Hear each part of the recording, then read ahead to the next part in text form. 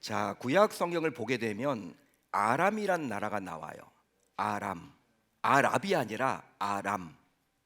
자, 이 아람이란 나라는 이스라엘 백성들을 굉장히 괴롭혔습니다. 쳐들어왔죠. 주로 공격을 당했던 쪽이 선민 이스라엘 백성들이었어요. 자, 그렇다면 이 아람은 지금의 어느 나라일까요? 아람, 어느 나라일까요? 어떤 한 특정한 나라라고 말하기는 곤란합니다. 하지만 현재의 시리아의 수도인 다마스쿠스를 중심으로 한 시리아 남서부에 해당한다고 볼 수 있는 거예요. 시리아 남서부다.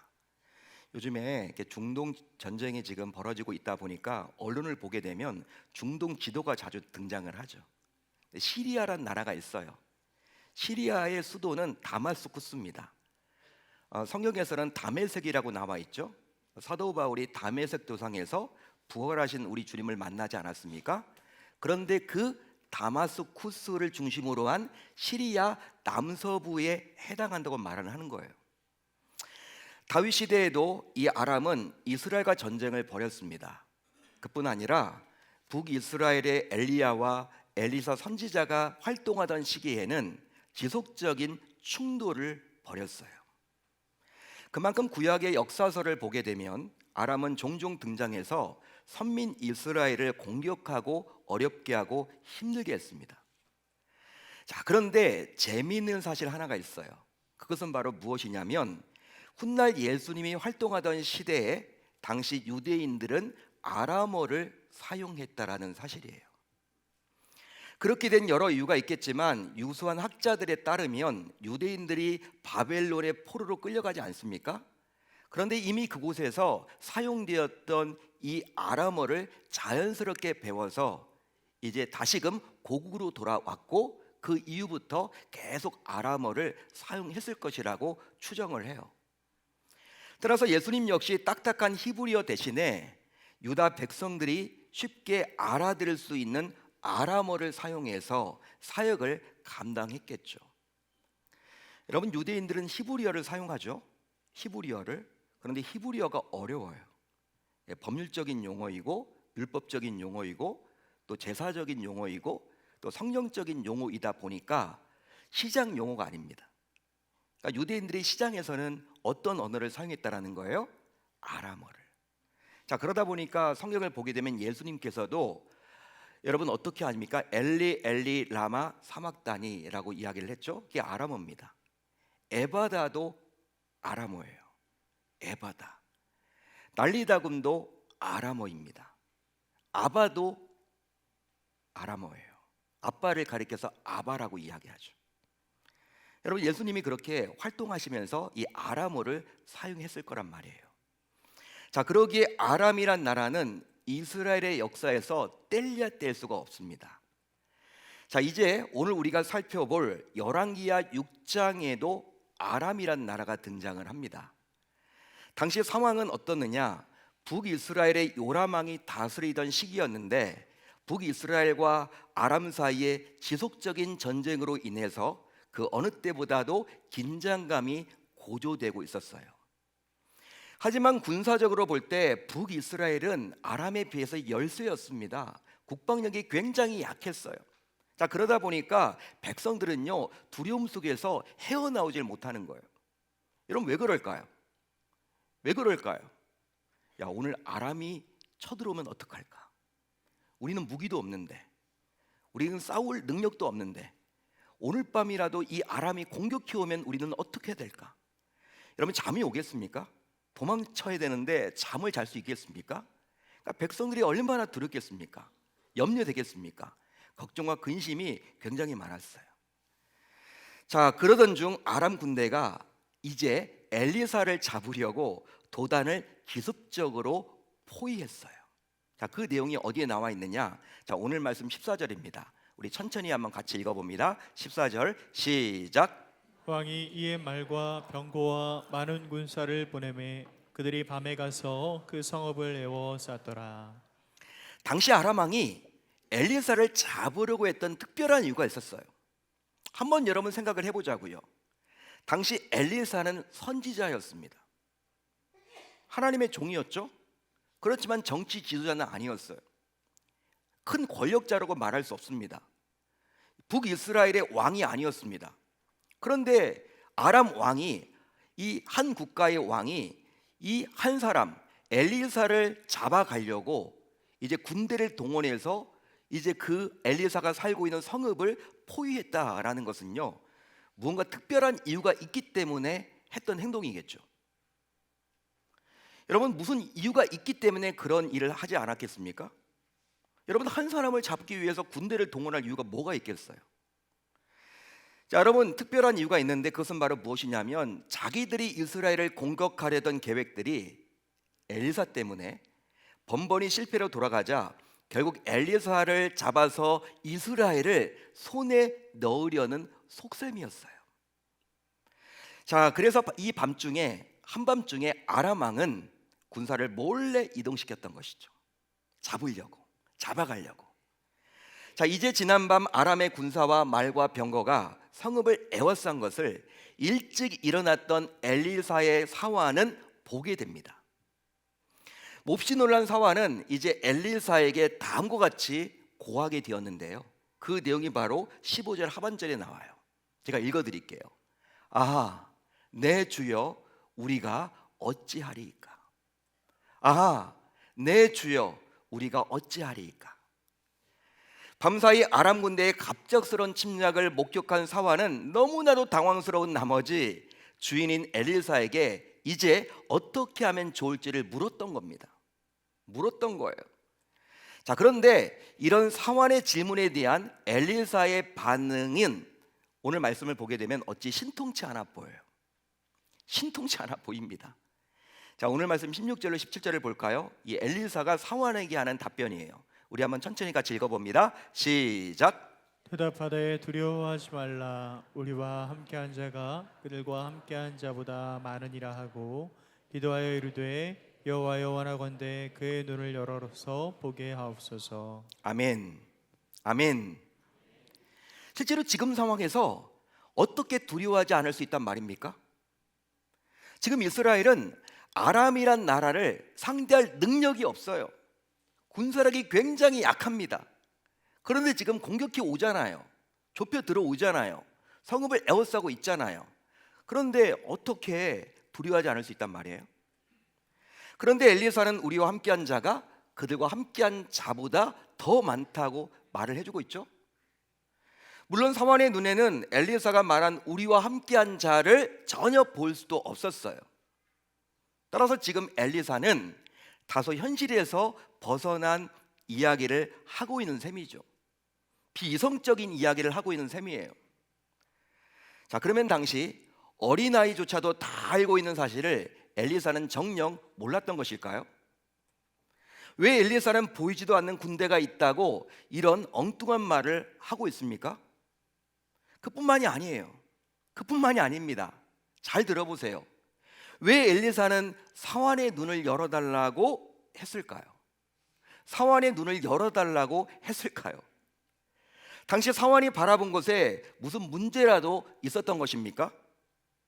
하지만 당시 사환은 제대로 상황을 파악했습니다. 지금 자기 눈으로 봤을 때 지금 강국인 아람이 쳐들어온 거잖아요. 자기가 살고 있는 엘리사와 자기가 살고 있는 성읍을 지금 에워싸고 있지 않습니까? 지금 포위를 당한 입장이에요. 이걸 봤단 말이죠. 따라서 그의 눈에는 아무런 문제가 없다고 볼 수 있는 겁니다. 자, 그런데 무슨 이유로 엘리사는 사환의 눈을 열어달라고 기도까지 한단 말입니까? 그러면 당시 사환이 무슨 헛것이라도 봤던 것일까요? 자, 그렇다면 우리는 현실에서 벗어난 이야기를 계속 해대는 이런 엘리사를 이제 어떻게 바라봐야만 하는 것일까요? 더 나아가 왜 엘리사는 이런 이해할 수 없는 말을 계속해서 했을까요? 여러분은 이런 엘리사를 과연 신뢰할 수 있으십니까? 말도 안 되는 이야기를 계속 해대고 있는 이런 엘리사를 바라보면서 신뢰가 여러분 돼요? 믿을 수 있겠습니까? 따를 수 있겠습니까? 여러분,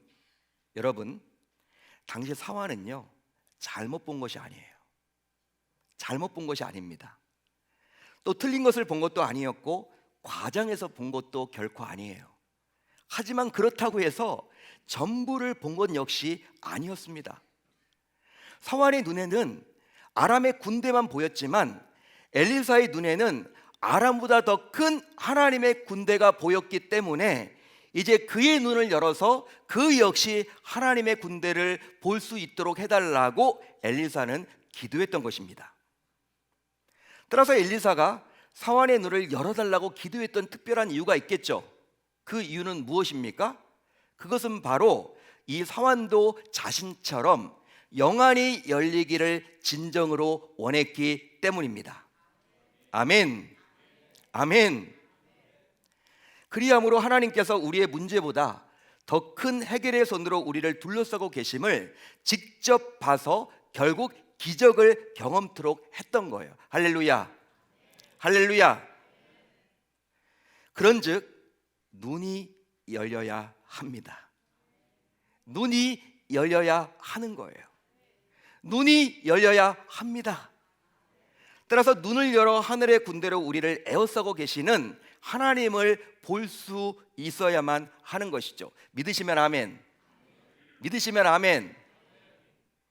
하지만 성도라면서도 예수님을 믿는 성도라면서도 현실은 어떠할까요?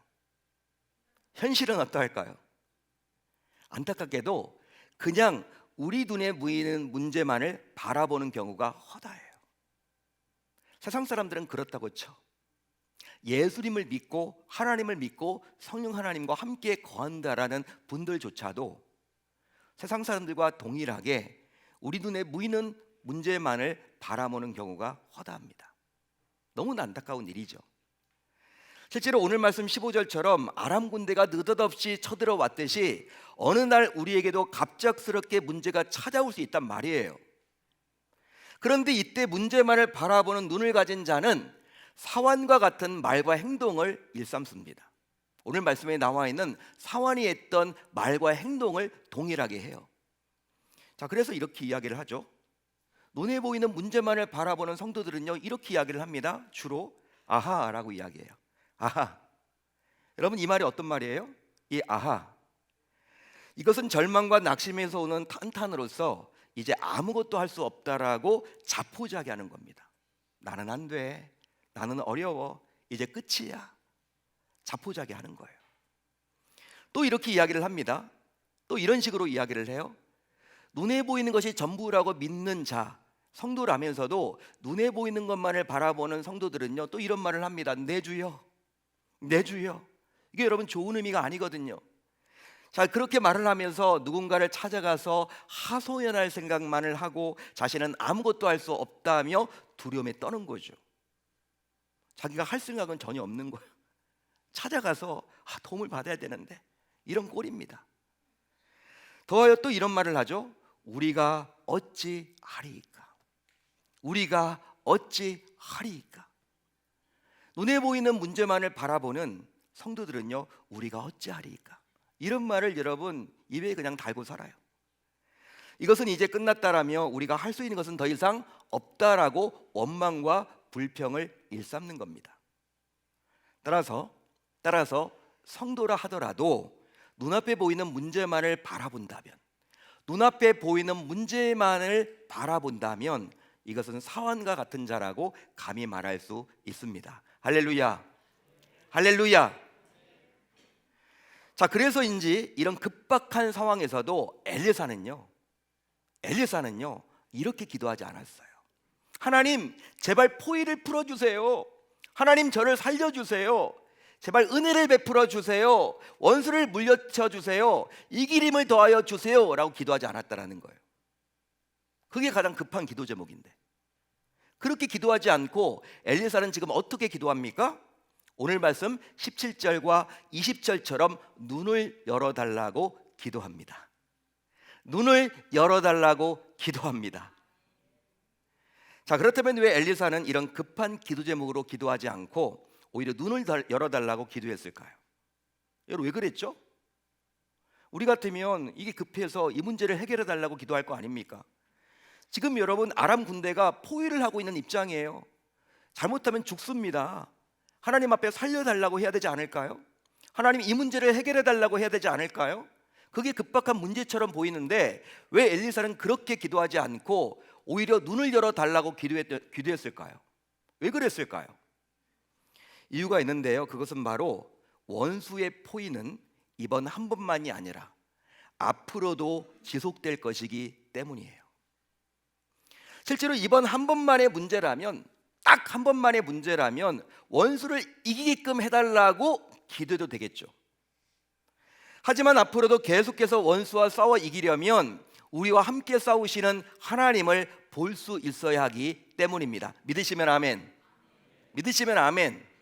그렇기 때문에 엘리사가 그렇게 기도를 했던 거예요.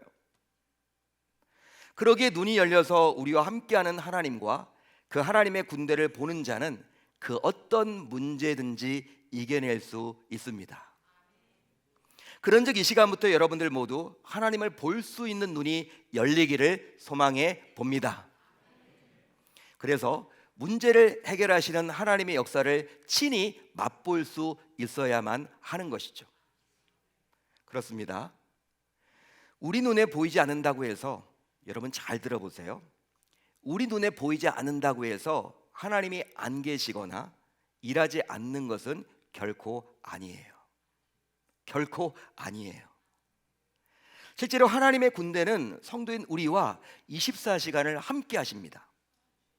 따라서 이제 성도인 우리 모두 눈이 열려서 하나님의 군대를 볼 수 있어야만 하겠죠. 마치 오늘 말씀 16절에 나온 엘리사처럼 영안이 열림으로 말미암아, 다른 사람들은 다 안 보이는데 이 엘리사처럼 영안이 열려짐으로 말미암아 하나님의 군대를 본 것처럼 말입니다. 할렐루야, 할렐루야. 그렇다면 혹시 여러분들은 하나님의 군대는 인간의 힘으로 어찌할 수 없는 강하고 위대한 능력이 있음을 또 알고 계시나요? 여러분 믿으시나요? 알고 계시나요? 오늘 말씀 17절을 보면 하나님께서는요, 엘리사를 위해서 친히 하늘을 여시고 불말과 불병거를 가득 보내주셨어요. 불말과 불병거를 가득 보내주셨습니다. 자, 그러면 여기서 불말과 불병거는 과연 뭘까요? 불말과 불병거는 과연 뭘까요? 불말과 불병거는 하나님께서 친히 부르시는 군대인 천군 천사입니다. 여러분 천군 천사 들어보셨죠? 하나님이 부르시는 군대를 말하는 거잖아요. 자, 하지만 엄밀하게 말을 해보면 성령 하나님께서 직접 싸우시는 모습인 거예요. 하나님이 불말처럼 불병거처럼 친히 싸우신다는 거예요. 따라서 이제 성도라면 하늘은 365일 우리를 위해서 불말과 불병거를 보내주신다는 사실을 잊지 말아야 하겠습니다. 믿으시면 아멘. 믿으시면 아멘. 실제로 하늘은요, 단 한 번도 다친 적이 없어요.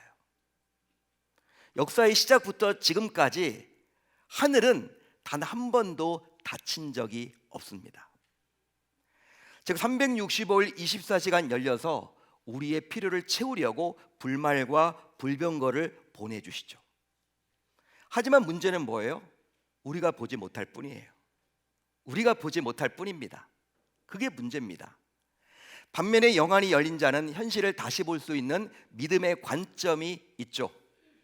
그런즉 이제부터 성도인 우리는 문제 없는 삶을 구하는 것이 아니라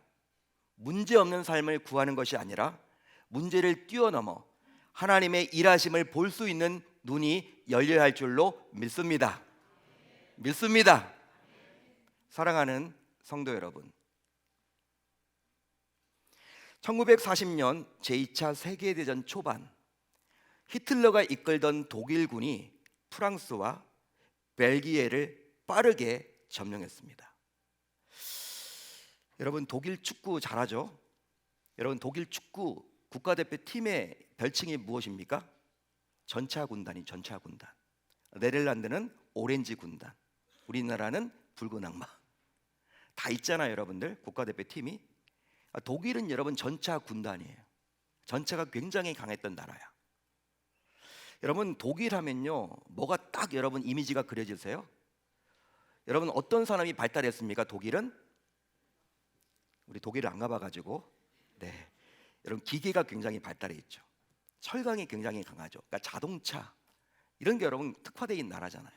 정밀공학 이런 나라 아닙니까? 여러분 기계가 굉장히 강한 나라답게, 철강이 굉장히 강한 나라답게 2차 세계대전 당시에 탱크를 굉장히 잘 만들었어요. 전차를 굉장히 잘 만들었습니다. 자, 그러다 보니까 프랑스도 굉장히 큰 나라인데 히틀러가 이끌고 있는 이 독일군이요, 여러분 그냥 막 물량 공세로 내려오니까 맥을 못 추는 거예요. 막아내지를 못하는 겁니다. 유럽 전역이 여러분 이 히틀러 치하에 속하게 되었죠.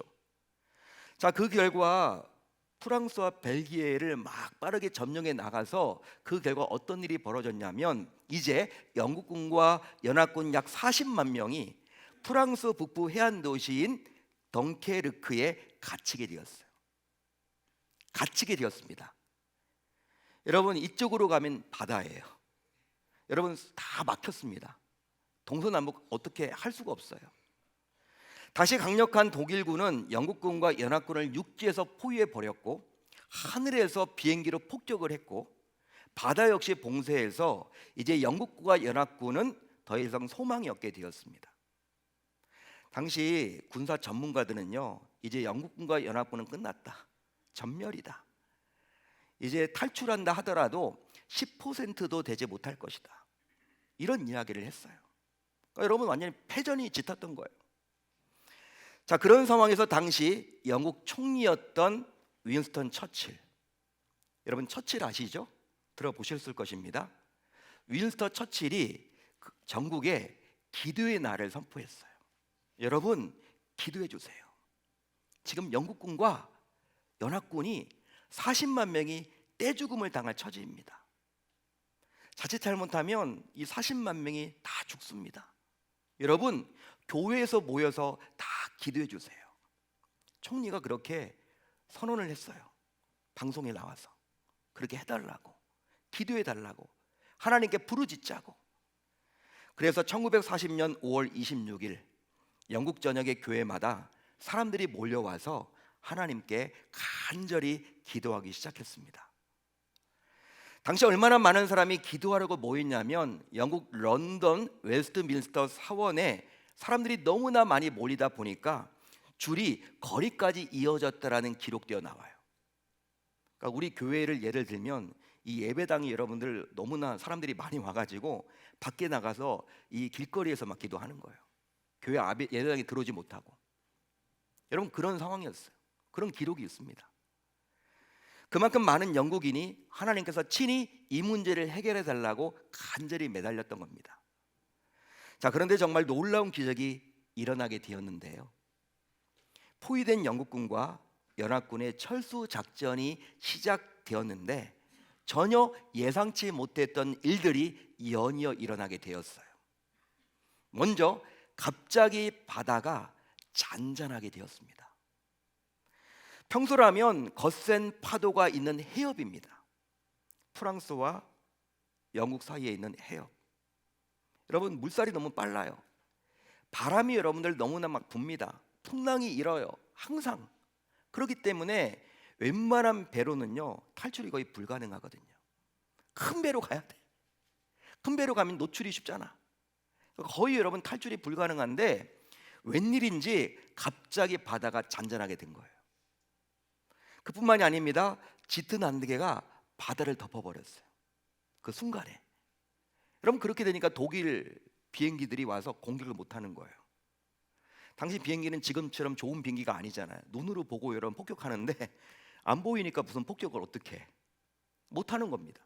그런 일이 일어난 거예요. 자연이 도와준 거죠. 더하여 수백 척의 민간 배들이 자발적으로 참여했습니다.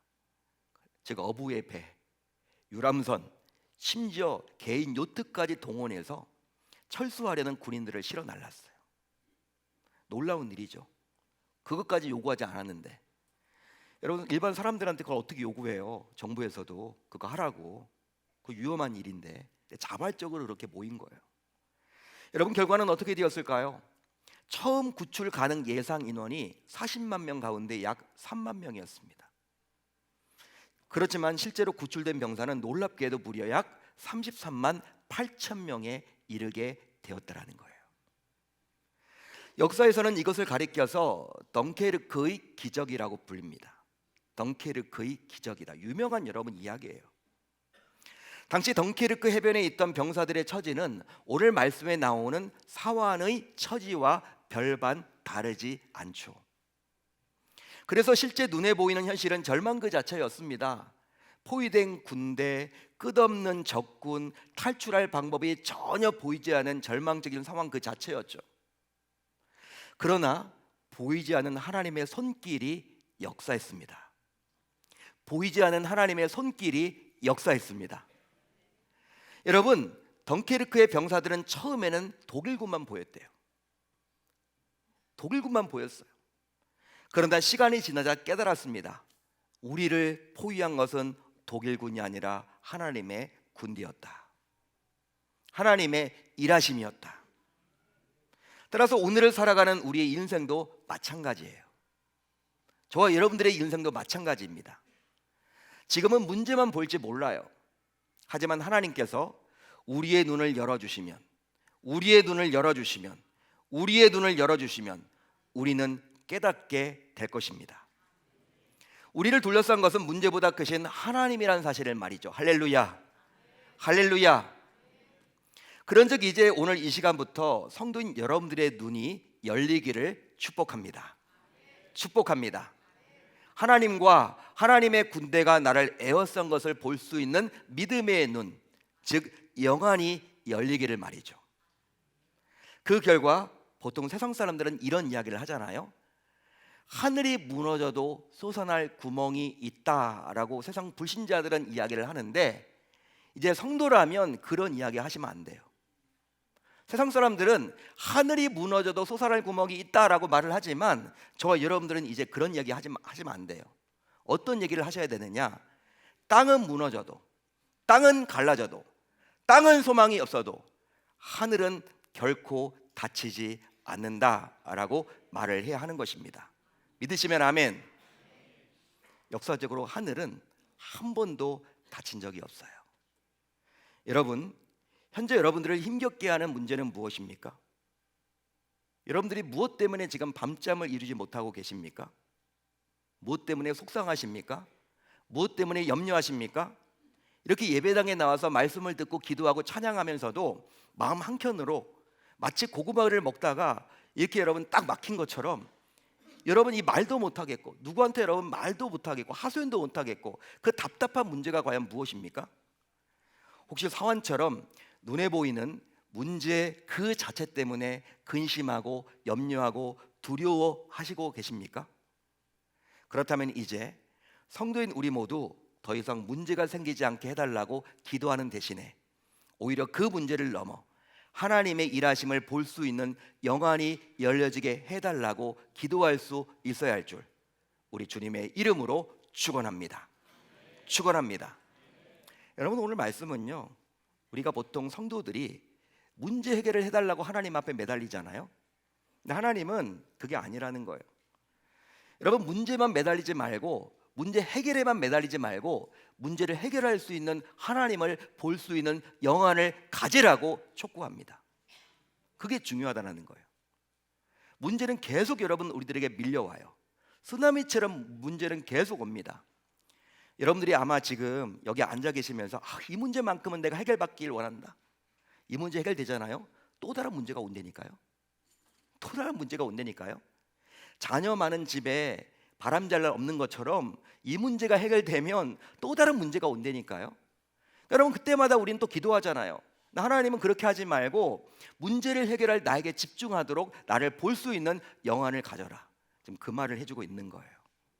엘리사 선지자를 통해서 그 말을 지금 해주고 있습니다. 저와 여러분들 모두 이 봄을 맞이해서 영안이 열려지기를 소망합니다. 눈이 열려지기를 소망합니다. 눈을 뜨기를 바랍니다. 신앙생활을 수십 년 하더라도 육안을만 가지고 있다면 여러분들의 영적 소격임을 기억하시고, 눈에 보이는 것이 전부가 아니라 보이지 않는 그 세계가 보여지는 놀라운 역사가 우리 계명교회 성도들마다, 사랑방마다, 교구마다 일어나서 금년 하나님 멋지게 살아볼 수 있는 여러분들이 다 되실 수 있기를 우리 주님의 이름으로 축원합니다.